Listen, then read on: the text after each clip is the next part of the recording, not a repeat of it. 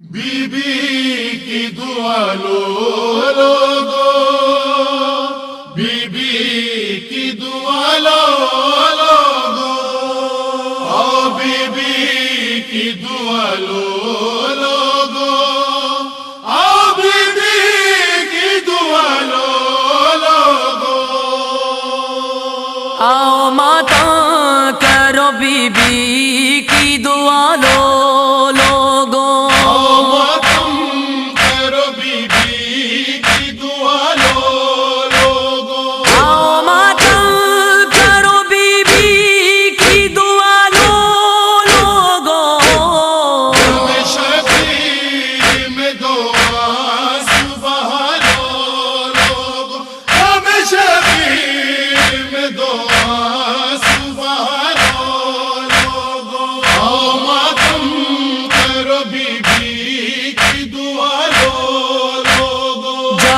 عباس کی یاد آئے سکینہ کی طرح، عباس کی یاد آئے سکینہ کی طرح، ایک صوفی سی کوئی مشق اٹھا لو لوگوں، ایک صوفی سی کوئی مشق اٹھا لو لوگوں، او ماتم کرو بی بی کی دعا لو،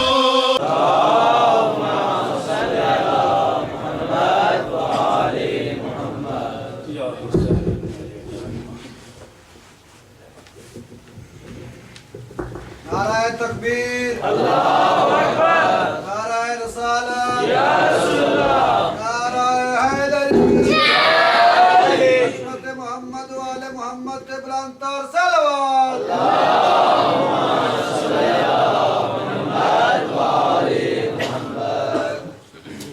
حسبنا اللہ ونعم الوکیل،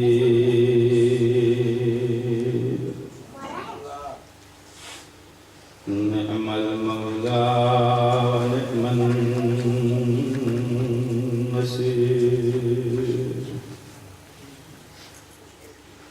بسم الله الرحمن الرحيم. الحمد لله رب العالمين وبه نستعين وهو معين. والصلاة والسلام على سيد الأنبياء والمرسلين أبي القاسم محمد. اللهم صل على محمد وعلى آله الطيبين الطاهرين المعصومين. لعنة الله على أعدائهم ملعونين أجمعين. رب اشرح لي صدري ويسر لي أمري واحلل عقدة من لساني يفقهوا قولي. صلوات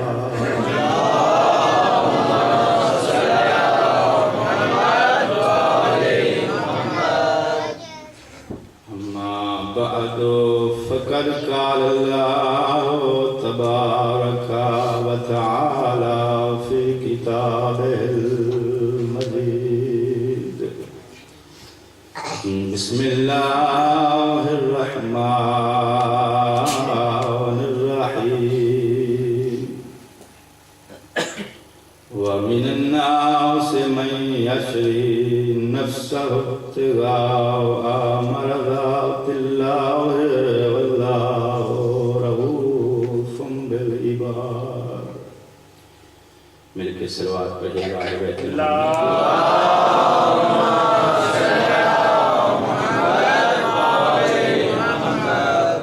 میرے واجب الاحترام بزرگوں، سامعین کرام،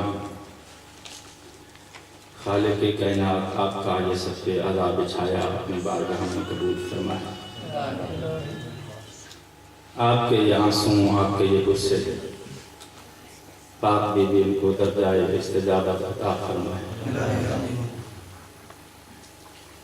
شاہ صاحب بزرگوار نے نہایت ہی احسن انداز میں فضائل آل محمد بیان فرمائے ہیں، ماشاءاللہ ماشاءاللہ۔ اور وہ سید ہیں، سید کا حق بنتا ہے اپنے جد گھرانے کے فضائل سے انداز میں بیان کریں۔ ماشاءاللہ۔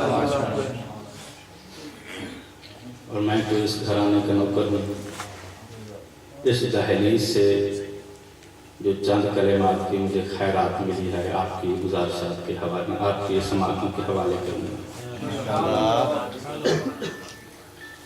مسلسل 3 دنوں سے میں آپ کے سامنے قرآن مجید کی نہایت ہی مشہور و معروف آیت تلاوت کر رہا ہوں،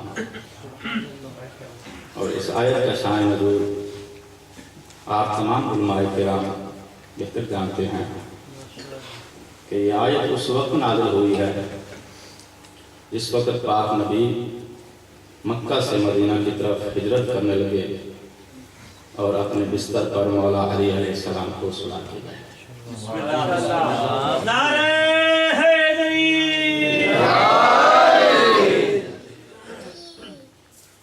پاک نبی کی ہمیشہ یہ سیرت رہی ہے کہ جب بھی کوئی ایسا موقف آتا، ایسا مقام آتا، تو ہمیشہ جب جاتے تو پیچھے علی کو چھوڑ کر جاتے۔ بہت سے مقامات پر آپ کو یہ پاک نبی کی سیرت میں نظر آئے گا۔ تو پاک نبی کی یہ سیرت بن گئی تھی کہ جب بھی کوئی ایسا موقف آیا، کوئی ایسا مقام آیا، آپ جانے لگے تو پیچھے علی کو چھوڑا۔ یہاں پر بھی ایک بہت بڑی نزاکت تھی جس کی وجہ سے پاک نبی نے مولا امیر المومنین علیہ السلام کو پیچھے چھوڑا ہے۔ اس کی وجہ یہ ہے کہ آپ نے دیکھا ہوگا، اخبارات میں بھی پڑھا ہوگا، معاشرے میں یہ چیزیں بصورت عام رائج ہیں، موجود ہیں کہ ایک آدمی کو بہت سے لوگ جو ہیں وہ بزنس کے طور پر یا کسی اور نیت کے ساتھ کسی اور کام کے لیے کچھ مال پیسہ جمع کروا دیتے ہیں، تو وہ آدمی لے کر بھاگ جاتا ہے، اور پھر وہ جو ہیں وہ لوگ مال والے اسے ڈھونڈتے ہیں، وہ ڈھونڈنے سے بھی نہیں ملتا۔ تو پاک نبی کے پاس کفار عرب کی امانتیں موجود تھیں۔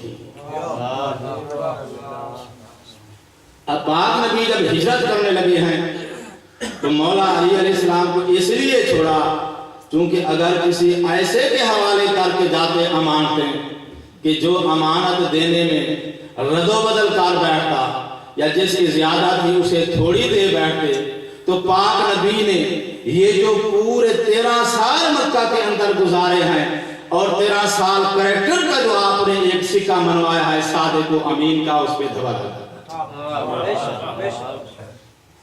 تو آپ نے اپنے اس کریکٹر کو بچانے کے لیے مولا امیر المومنین علیہ السلام کو پیچھے چھوڑا، اور مولا امیر المومنین علیہ السلام نے پاک نبی کی امانتوں کو ان لوگوں کے جب حوالے کیا ہے نا، تو وہ کافر آئے ہیں اپنی امانتیں لینے، اور ہر آدمی اپنی جب امانت لینے لگا، امانت لینے کے بعد پاک امیر علیہ السلام نے فرمایا کہ اپنا مال سنبھالو، گنو، دیکھو کسی کا کام تھوڑا یہی ہے، رد و بدل تو نہیں ہے۔ سب جب اپنی امانتیں واپس لے چکے، چیک کر چکے، دیکھ چکے، تو دیکھنے کے بعد کفار نے یک زبان ہو کر جو جملہ کہا ہے علماء کرام سے توجہ چاہوں گا، کفار یک زبان ہو کر یہ کہتے ہیں کہ کتنا صادق اور امین تھا یہ نبی، جیسے صادق ہاتھوں سے ہم سے امانتیں لی تھی ویسے ہی امین ہاتھوں سے یہ امانتیں واپس کی ہیں۔ جیسے صادق اور امین ہاتھوں سے ہم سے امانتیں لی تھی वैसे ही अमीन हाथों से हमारी अमानतें हमें वापस की हैं। तो मैं अब उम्मत इस्लाम को यहाँ एक लम्हा फिक्र देने के लिए जरा रोकूंगा। वो सादिक और अमीन नबी जो फकत एक रात के लिए कुफ्फार की अमानतें किसी गैर अमीन हाथ में देना गवारा नहीं कर सकता, तो कुरान, शरीयत और इस्लाम ये पूरी शरीयत का निजाम गैर अमीन हाथों में कैसे दे के चला रहा है?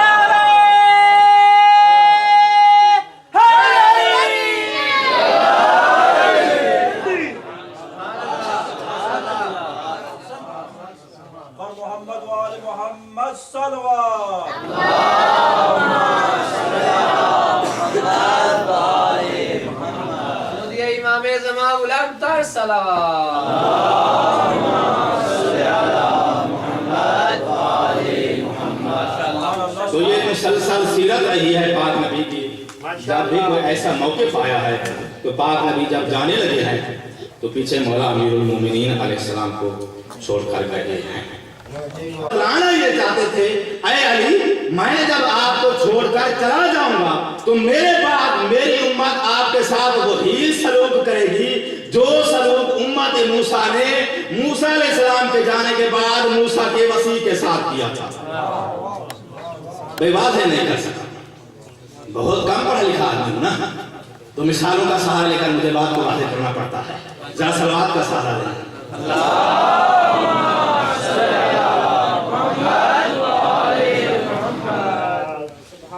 जनाब मूसा अलैहिस्सलाम 40 रातों के लिए अपनी कौम से दूर चले गए।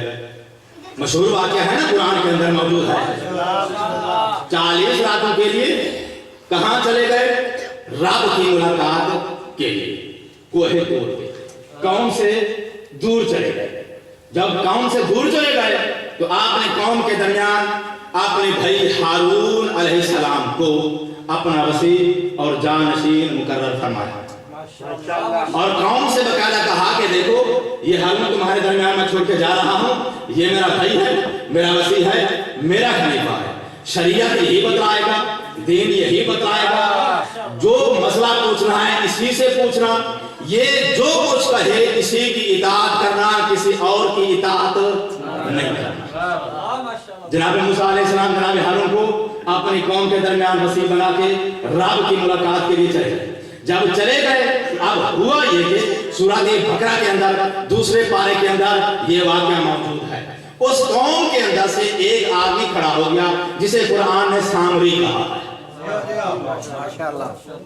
अब ये सामरी जब ये खड़ा हो गया, इसने स्टैंड लिया, इसने क्या किया? एक बछड़ा बनाया और उस बछड़े के कानों में वो मिट्टी डालता था जो जनाब जिब्रील के घोड़े के कदमों की इसने उठाई थी। जनाब जिब्रील आते थे ना जनाब मूसा अलैहिस्सलाम की मुलाकात पे, तो एक मरतबा जनाब जिब्रील घोड़े पे सवार होकर आए थे जनाब मूसा अलैहिस्सलाम की मुलाकात पे। तो इसने देख लिया कि आने वाला जो है कोई खास शख्सियत है जिसे इस इमदाद में अल्लाह का भी मिल रहा है। तो चूंकि ये जासूसी जहन का था, इसने घोड़े के कदमों की वो मिट्टी चुरा ली और मिट्टी महफूज रखी। अब ये क्या करता? उस बछड़े के कानों में वो मिट्टी डालता, उस बछड़े से आवाज पैदा होती और लोगों से ये कहता, भाई देखो, ये बछड़ा जो है ना, ये तुम्हारा खुदा है, वरना बछड़े कभी नहीं बोलते। बछड़े कभी नहीं बोलते, ये तुम्हारा खुदा है। तो यहीं पर मैं तवज्जो चाहूंगा माए किराम की। इस सामने ने क्या किया है? कौम मूसा को गुमराह किया है, कौम मूसा को मूसा के वसी से मुनहरिफ कर दिया है। कैसे मुनहरिफ किया है? बछड़े के जरिए। सामरी ने क्या किया है? कौम को गुमराह किया, वसी मूसा से कौम को मुनहरिफ किया है। कैसे किया है? एक बछड़े के लिए बछड़ा बनाया कौम को गुमराह करने के लिए। तो कुरान ने क्या कहा है कि जिसके जरिए गुमराह किया गया वो क्या था? बछड़ा था। किसने गुमराह किया है? सामरी ने। तो इसका मतलब है जो गुमराह करने के लिए बनाए वो है सामरी, जिससे बनाए वो है बछड़ा। भाई वसीय मूसा मौजूद है ना, तो वसीय मूसा मौजूद है। मूसा नबी के वसी की मौजूदगी में जब मौजूद है वसी, तो फिर किसी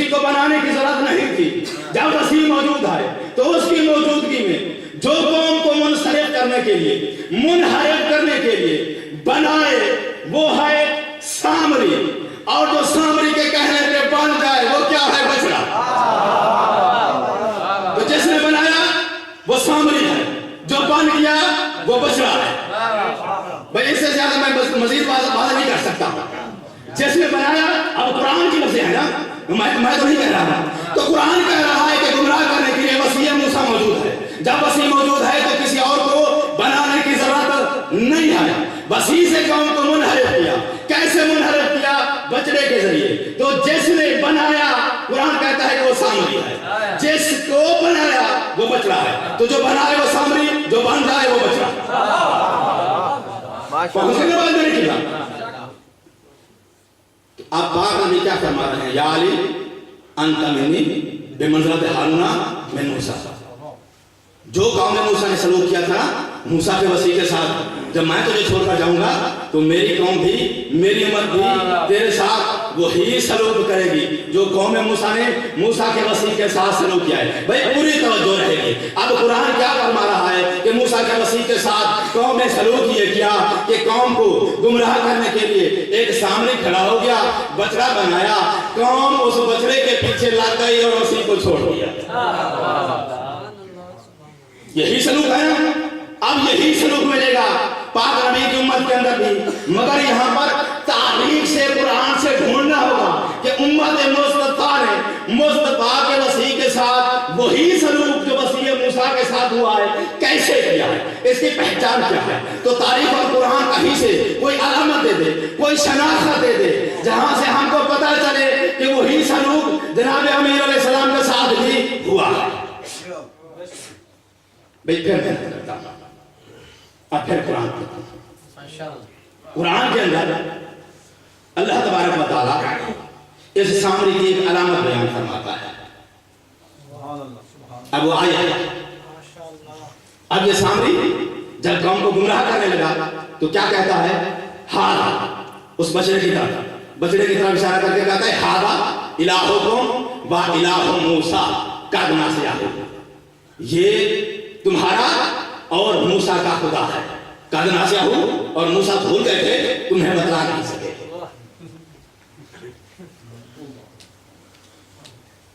یہ تمہارا خدا ہے اور یہی موسیٰ کا خدا ہے. قد نسیہ, مگر ہوا یہ کہ موسیٰ تم کو بتلانا بھول گئے. اسے نسیان ہو گیا تھا, یاد نہیں رہا تھا کہ تمہیں بتلائے کہ بھئی یہی تمہارا خدا ہے. تو چونکہ اسے بھول گیا تھا, میں تمہیں بتا رہا ہوں کہ یہی خدا ہے, اس کی پوجا کرو. تو قرآن نے اس سامری کی ایک شناخت اور پہچان دے دی ہے کہ سامری وہ ہے جس نے موسیٰ کے دماغ پر حملہ کیا ہے. سامری وہ ہے, قرآن پہچان دے رہا ہے نا سامری کی, قرآن نے یہ پہچان دی ہے. قد نسیہ, ھذا الہکم و الہ موسیٰ قد نسیہ, یہ جو بچڑا ہے نا تمہارا بھی خدا ہے, موسیٰ کا بھی خدا ہے. قد نسیہ, موسیٰ بھول گیا تھا. تو قرآن نے پہچان دی ہے قوم موسیٰ کا سامری کون ہے. تو پہچان قرآن دے رہا ہے, تفسیر میں دے رہا ہوں. قرآن کہہ رہا ہے کہ قوم موسیٰ کا سامری وہ ہے جس نے دماغ مصطفیٰ پہ حملہ کیا تھا. یہیں سے شناخت مل گئی, جو بھی دماغ مصطفیٰ پہ حملہ کرے گا وہ مصطفیٰ کی امت کا سامری ہے.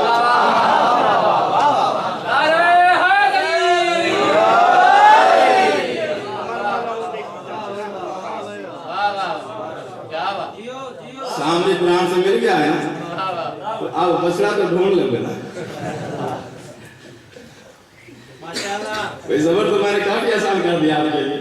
تو سامنے تک میں نے آپ کو قرآن کے روح سے باقاعدہ پہچان دے دی.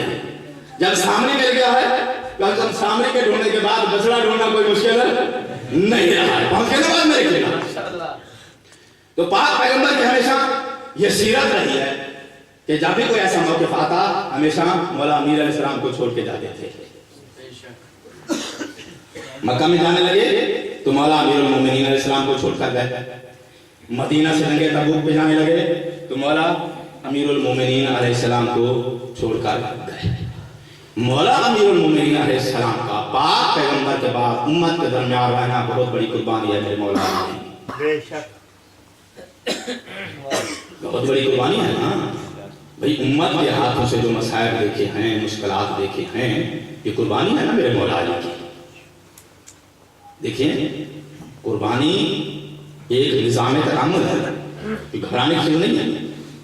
قربانی ایک ایسا شے ہے جس کے ذریعے انسان درجہ کمال تک پہنچتا ہے. جو جتنا بڑا قربانی دینے والا ہوگا اتنا ہی زیادہ وہ درجہ کمال پر فائز ہوگا. یہ جو نبی ایک دوسرے سے افضل ہوتے ہیں نا، تل کا رسول فضلنا بعضهم علی بعض، ہم نے بعض رسولوں کو دیگر بعض پر فضیلت دی ہے. تو فضیلت کیسے حاصل ہوتی ہے؟ قربانی سے. جناب ابراہیم علیہ السلام نے وہ قربانی دی جو کوئی نبی نہ دے سکا، جس کی وجہ سے یہ سید الانبیاء بنا ہے. بھائی میرٹ کے ذریعے بنا ہے نا، یا سفارشی بنا ہے؟ میرٹ کے ذریعے بنا ہے نا سید الانبیاء. جناب ابراہیم علیہ السلام سید الانبیاء جو بنے ہیں تو میرٹ کے ساتھ بنے ہیں. وہ میرٹ کیا تھا؟ قربانی تھی. جو قربانی تھی اس قربانی کی بدولت جناب ابراہیم علیہ السلام سید الانبیاء، پاک نبی کے علاوہ، پاک محمد صلی اللہ علیہ وآلہ وسلم کے علاوہ اس حد تک تمام نبی مفضول جناب ابراہیم صاحب کا سردار. کیوں؟ اس لیے کہ ابراہیم نے جو قربانی دی ہے وہ کوئی نبی قربانی، وہ ایسی قربانی کوئی بھی نبی پیش نہیں کر سکتا. طے ہو گیا نا بات میرے کی؟ تو قربانی جو ہے انسان کو درجہ کمال تک پہنچاتی ہے. بھائی واضح نہیں کر سکا. یہ معراج کے روایات کے اندر موجود ہے کہ جس وقت پاک نبی معراج پر جانے لگے ہیں، چوتھے آسمان پر جب پہنچے تو چوتھے آسمان پر ظہر کی نماز کا ٹائم ہو گیا. اذان ہو گئی جو جبریل نے کہی ہے یا کسی فرشتے نے کہی ہے. جبریل تو پاک نبی کے ساتھ تھا، کسی فرشتے نے کہی ہے. صفیں لگ گئی ہیں نبیوں کی. سارے نبی دیکھ رہے ہیں کس کی طرف؟ جناب ابراہیم علیہ السلام کی طرف. کیوں؟ اس لیے کہ نماز پڑھانی ہے. نماز پڑھانا امام کا کام ہے اور امامت کا لقب فقط ابراہیم کو ملا ہے. تو تمام نبیوں کی نظریں کس پر ہے؟ جناب ابراہیم علیہ السلام پر. اور جناب ابراہیم علیہ السلام بڑے ٹہل ٹہل کے چل رہے ہیں. فخر ہے نا قربانی دے چکا ہے. بھائی ایک ناز ہے نا، چونکہ قربانی دے چکا ہے تو اللہ نے درجہ امامت عطا کیا ہے، قربانی کی بدولت عطا کیا ہے. تو جو درجہ ملا ہے ابراہیم کو قربانی کی بدولت، نہ کوئی نبی ایسی قربانی دے سکا، نہ وہ درجہ پا سکا. سارے نبی دیکھ رہے ہیں کہ ابراہیم نماز پڑھائے گا. اتنے میں ہوا یہ کہ پردہ نور چاک ہوا اور میرا نبی اس سے ظاہر ہوا. جو ہی پاک نبی پردہ نور سے ظاہر ہوئے تو جناب ابراہیم علیہ السلام جو کچھ دیر پہلے بڑے ٹہل ٹہل کے چل رہے تھے، اس نے مسئلہ چھوڑی، جگہ ڈھونڈی انبیاء کے درمیان کے کہیں مجھے بھی مل جائے. پاک نبی نے فرمایا اے جد الانبیاء ابراہیم، تو خلیل الرحمن ہے، خلیل اللہ ہے، ذبیح اللہ کا باپ ہے، تیرا مقام کچھ کام نہیں ہے، تو بھی وقت کا امام ہے، نماز پڑھا. تو جناب ابراہیم علیہ السلام نے فرمایا انی جاعلک للناس اماما، لوگوں کا امام ہوں، تیرا نہیں. جناب ابراہیم علیہ السلام پیچھے ہٹ گئے. پاک نبی نے نماز پڑھائی. فرشتے دیکھ رہے ہیں، سارے نبی پاک نبی کے پیچھے نماز پڑھ رہے ہیں.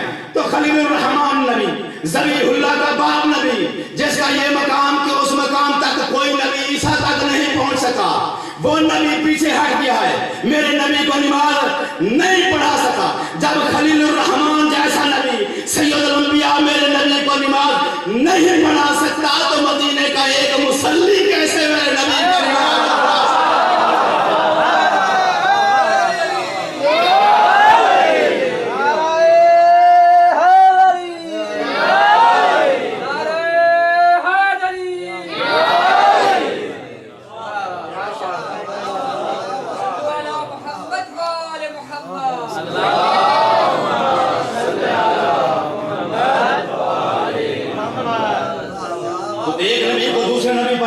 ملی ہے یہ بھی قربانی کی بدولت ملی ہے. اور پاک نبی جو ہیں وہ سید الانبیاء ہیں، تمام نبیوں کے سردار ہیں. اللہ نے جو پاک نبی کو سید الانبیاء بنایا ہے، میرٹ کے ساتھ بنایا ہے نا. جب میرٹ کے ساتھ بنایا ہے تو میرٹ کیا ہے؟ قربانی. تو یقیناً پاک نبی نے جو قربانی دی ہے وہ ابراہیم بھی نہیں دے سکا، جس کی وجہ سے پاک نبی کا مقام جناب ابراہیم سے بھی بڑھ گیا ہے۔ طے ہو گئے نا بات بڑھ گیا۔ صرف ایک نقطہ یہاں بیان کروں گا، دیکھیے جتنی بھی نبی آئے ہیں، کوئی آپ نے امت کے درمیان 500 سال رہا ہے، کوئی 100 سال رہا ہے، کوئی 200 سال، کوئی 1000 سال تبلیغ کرتا رہا ہے۔ جب جانے لگا ہے تو جاتے وقت کی منظر کشی کی ہے قرآن نے کہ بعد دعا کے ہاتھ بلند ہیں اور کہہ رہا ہے اے اللہ اس قوم کو عذاب کے حوالے کر، میں اس قوم سے تنگ کر گیا ہوں۔ بھائی بہت سے نبیوں کی دعائیں موجود ہیں نا قرآن کے اندر، تو نبی کیا کہتے تھے جب جاتے تھے تو اپنی امتوں کو عذاب کے حوالے کرتے تھے، اس لیے کہ امت سے تنگ پڑ جاتے، جب تنگ پڑ جاتے تو امت کے لیے عذاب کی بد دعا کرتے اور پھر امت سے چھٹکارا پاتے۔ اب وادی ابو قبیس کے اندر میرا نبی تبلیغ فرما رہا ہے، آواز دے کر فرمایا قل لا الہ الا اللہ، اسی وحدہ لا شریک خدا کو مانو، اس کے علاوہ کوئی خدا نہیں ہے۔ قوم نے کیا سلوک کیا ہے؟ اتنے پتھر مارے میرے نبی کو، پیشانی پہ پتھر لگا ہے، نالائن سے خون نکل گیا ہے۔ اللہ کی آواز ہے میرے نبی میں نے یہ زلفیں قسم کھانے کے لیے بنائی ہیں، پتھر کھانے کے لیے نہیں۔ جبریل کو بھیجا، جبریل نے آ کر کہا اے اللہ کے نبی اللہ نے مجھے یہ حکم دیا ہے کہ میں صرف تیری رضا کا پابند ہوں، تو بس اجازت دے یہ جو وادی ابو قبیس ہے نا، اس کے جو پہاڑ ہیں، ان پہاڑوں کے درمیان میں ان پتھر مارنے والوں کو اس طرح پیس دوں جیسے گندم کا دانہ چکی کے پوٹ کے اندر پیس جاتا ہے۔ بس تیری رضا کا میں منتظر ہوں، اشارہ کر، ان کو میں تباہ کر دوں، تحس اور محس کر دوں، عذاب کے حوالے کر دوں۔ میرے نبی نے اپنے ماتھے سے پیشانی سے پسینہ خشک کر کے جبریل کی طرف دیکھ کر فرمایا جبریل جو پہلے آئے تھے وہ اور ہیں، میں آؤں۔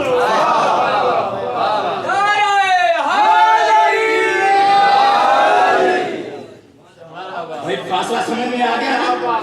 کیا بات ہے، بہت فاصلہ ہے نا۔ سید الانبیاء جو بنا ہے تو میرٹ کے ساتھ بنا ہے، بغیر میرٹ کے نہیں بنا ہے۔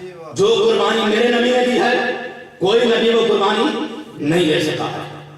جو امام حسین علیہ السلام نے کربلا کے اندر قربانی دی ہے دراصل یہ پاک نبی کی قربانی ہے، اس لیے کہ عالم ارواح میں معاہدہ پاک نبی نے کیا تھا، وفا حسین نے کیا تھا۔ اولاد اپنے والدین کا قرض چکاتے ہیں یا نہیں چکاتے؟ تو معاہدہ کس کے ساتھ ہوا ہے؟ پاک نبی کے ساتھ۔ چکایا کس نے ہے؟ حسین نے۔ تو کربلا میں میرے آقا حسین کی قربانی دراصل کس کی قربانی ہے؟ پاک نبی کی قربانی ہے۔ تو چونکہ پاک حسین کی قربانی پاک نبی کی قربانی ہے، ایسی قربانی کائنات کے اندر کوئی نبی نہیں پیش کر سکا، تو سید الانبیاء بنانے والا پاک نبی کو وہ حسین ہے، جس نے پاک نبی کو سید الانبیاء بنایا، وہ پاک نبی کا لازم جگر حسین ہے۔ تو قربانی سے فضیلت ملتی ہے، قربانی انسان کو درجائے کمال تک پہنچاتی ہے۔ کوفہ کے اندر جناب مسلم نے بھی ایک قربانی دی، وہ قربانی کیا تھی؟ جس وقت ابن زیاد آیا ہے نا حانی بن قربہ کی عیادت کے لیے، تاریخ کے اندر یہ روایت موجود ہے، میں صرف کوٹ کرنے لگا ہوں یاد دہانی کے لیے۔ تو معاہدہ یہ تھا جناب حانی بن قربہ کا جناب مسلم کے ساتھ کہ جب ابن زیاد میری عیادت کے لیے آئے تو اس وقت اس کے گارڈ چلے جائیں گے اور اکیلا ہوگا میرے ساتھ، تو اس وقت میں کوئی اشارہ کروں گا، شعر پڑھوں گا، وہ موقع جو ہوگا فرصت کا ہوگا، تم کمرے سے باہر آنا، ابن زیاد پہ حملہ کرنا اور وہیں پر ابن زیاد کا کام کرنا۔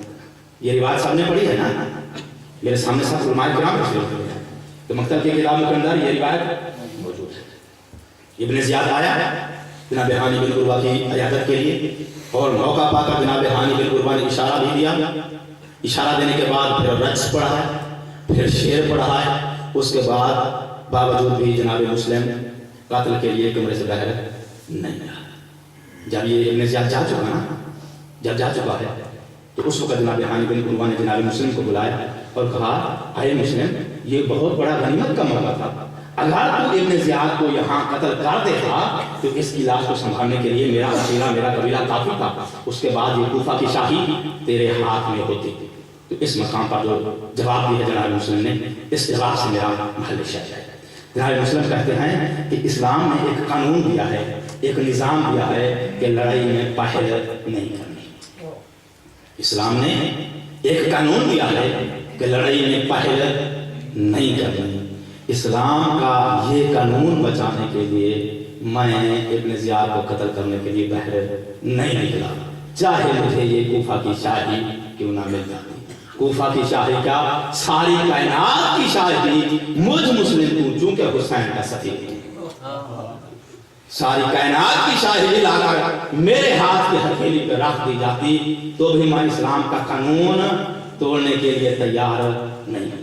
تو اس قانون کو بچانے کے لیے مسلم مارا گیا۔ اگر جناب مسلم وہاں ابن زیاد کو قتل کر دیتے تو جناب مسلم کی، امیر مسلم کی قتل کی نوبت نہ آتی۔ تو قانون بچایا، جس کی وجہ سے ابن زیاد موقع سے فرار ہو گیا، اور پھر ہوا یہ کہ جناب مسلم کے قاتل کی نوبت آتا۔ طے ہو گئے نا، بات میں دیکھ لیں۔ تو جناب مسلم صرف ایک قانون کو بچانے کے لیے، اگر ہمارے جیسا کوئی آدمی ہوتا تو یہ کہہ دیتا کہ یہ بہت بڑی مسٹیک ہے، جب موقع تھا تو موقع پا کر ابن زیاد کو قتل کر دینا چاہیے تھا، لیکن نہیں، یہ امام حسین کا سفیر ہے۔ فرمایا کہ میں اسلام کا قانون، جو اسلام نے قانون دیا ہے وہ قانون بنا ہو سکتا۔ تو جناب مسلم نے کوفہ کے اندر جو قانون بچایا ہے اپنی جان دے کر، یہ قانون اگر اس کائنات کے اندر، دنیا کے اندر اپلائی کر دیا جائے تو پوری کائنات کے اندر امن پیدا ہو جائے، تو پوری کائنات کا امن موقوف ہے اس قانون پر جو مسلم نے بچایا ہے۔ پھر ہوا یہ کہ جناب ہانی بن عروہ جناب مسلم کو مہمان رکھنے کی سزا میں مارا گیا۔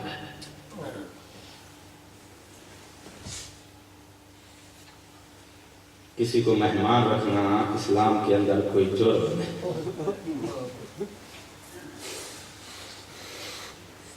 مہمان رکھنے کی جرم۔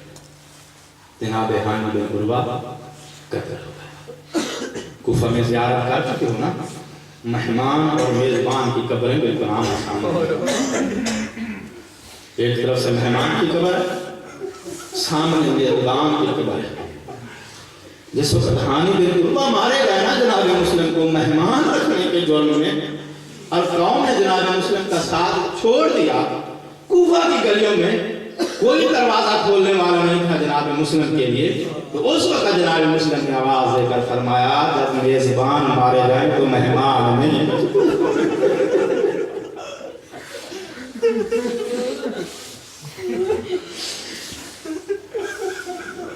جب میزبان مارے جائیں پھر مہمان نہیں۔ کوفہ کی گلیوں میں کوئی پناہ دینے والا نہیں ہے جناب مسلم کو۔ ہاشمی کو، ہاشمی غیرت نے گوارا نہیں کیا کسی مسلمان کے عزت الباب کرے مسلم۔ پردیس میں مسافر کو دو چیزوں کا بہت احساس ہوتا ہے، ایک بھوک اور پیاس اور ایک چھت کا جہاں رات گزارے۔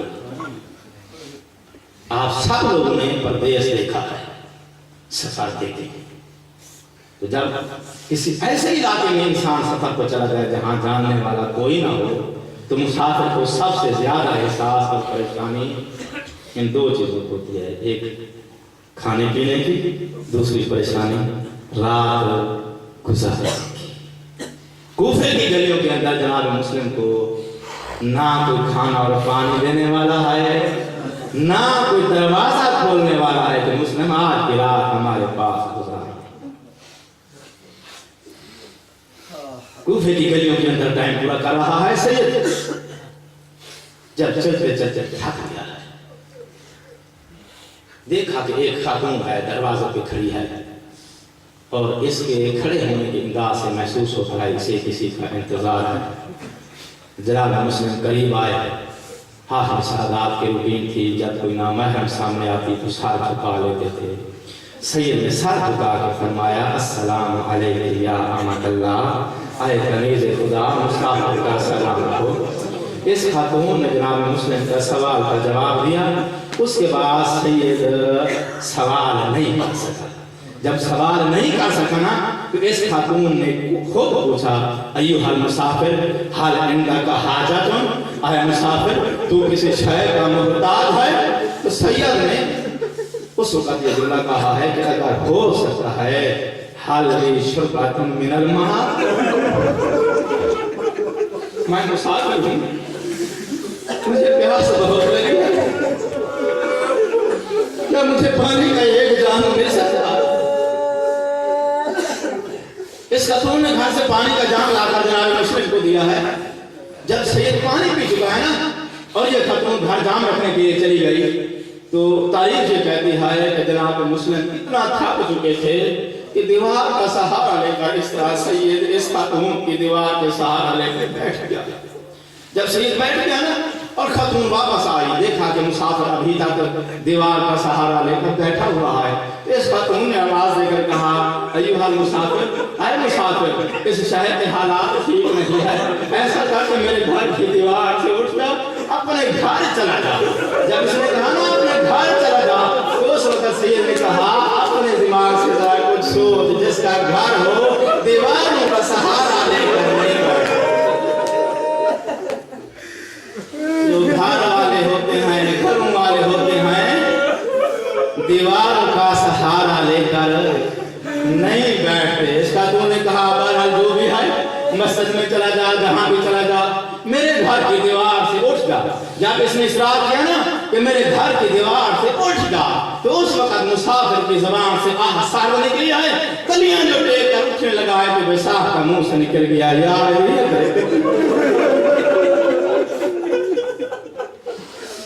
جب یا علی کا نام سنا اس خاتون نے آواز دے کر کہا ایوہ المسافر، کیا تو اپنا تعارف کروائے گا تو کون ہے؟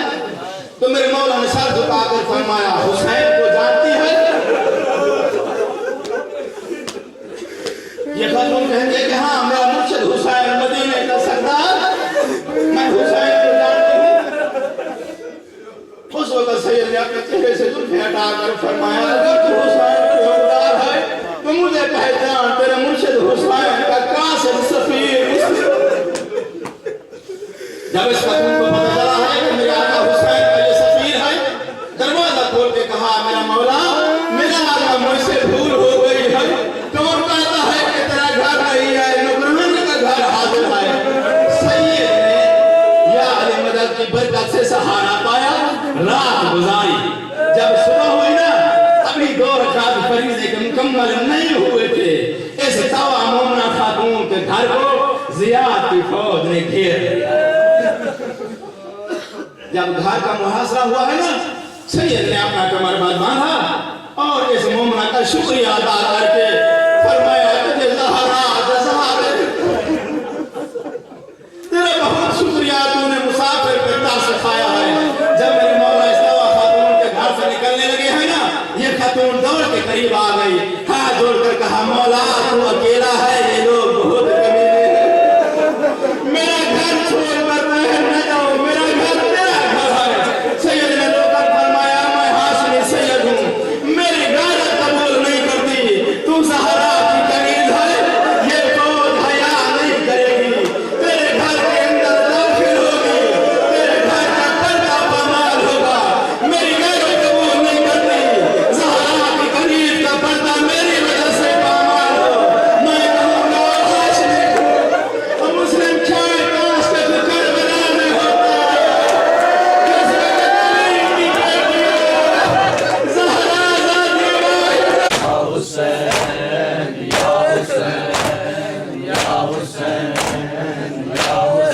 درد جو مستوران دا اس دی جان پئی اتما جان پئی، یہ درد جو مستوران دا اس دی جان پئی اتما جان پئی، یہ درد جو مستوران دا اس دی جان پئی اتما جان پئی، یہ درد جو مستوران دا جان پئی اتما جان پئی، یہ درد جو ਮਸਤੂਰਾਂ ਦਾ ਜਿੱਥੇ ਜਾਣ ਪਈ ਉਤਮਾ ਜਾਣ ਪਈ ਦਰ ਮਸਤੂਰਾਂ ਦਾ ਇੱਥੇ ਉਤਮਾ ਜਾਣ ਪਈ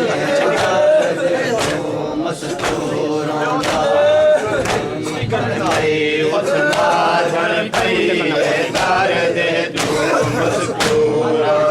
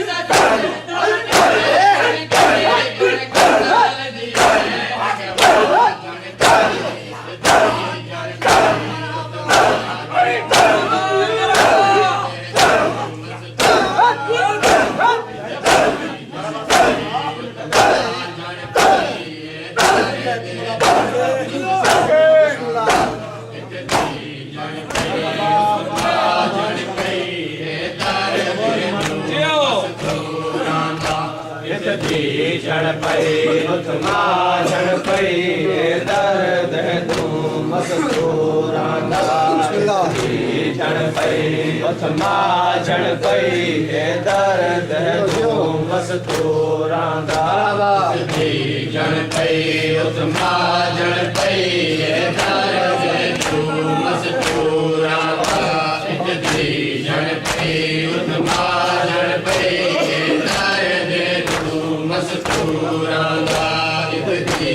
जन पई उथमा जन पई दर्द जो मस्तूरां दा इतदी जन पई उथमा जन पई दर्द जो मस्तूरां दा इतदी जन पई उथमा जन पई दर्द जो मस्तूरां दा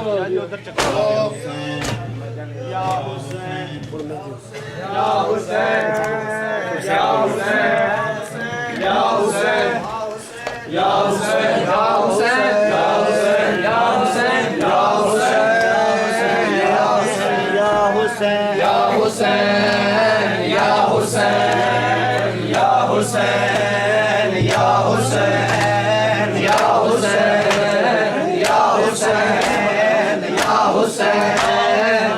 حسین یا حسین یا حسین یا حسین یا حسین یا حسین یا حسین یا حسین یا حسین ٹر پہنے سید وطنا تو ہر درد پاک بلا کے تل درا گلا کے تل درا گلا کے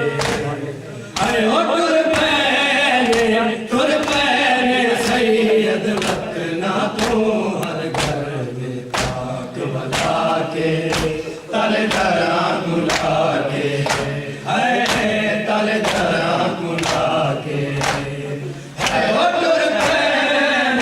ٹر پہنے سید وطنا تو قابو کرو پاک بلا تل درا گلا کے تل درا گلا کے ٹر پہنے سید وطنا تو ہر درد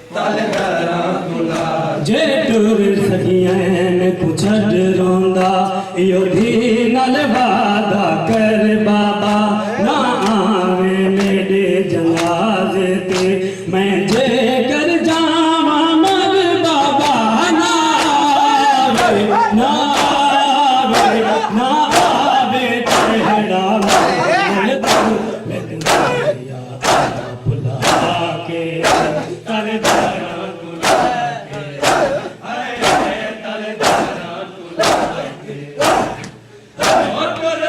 ٹر پہنے سید وطنا تو جزاک اللہ مدنی جزاک اللہ بسم اللہ سارے بولو تل درا گلا کے ٹر پہنے سید وطنا تو ہر گھر پاک بلا کے تل درا گلا اے ٹر چلیے چھڈ روندا اے دھی نل وعدہ کر بابا نہ آوے میرے جنازے تے میں جے کر جاواں مر بابا نہ آوے نہ آوے نہ آوے چہرہ محمد تو بلا کے تل درا گلا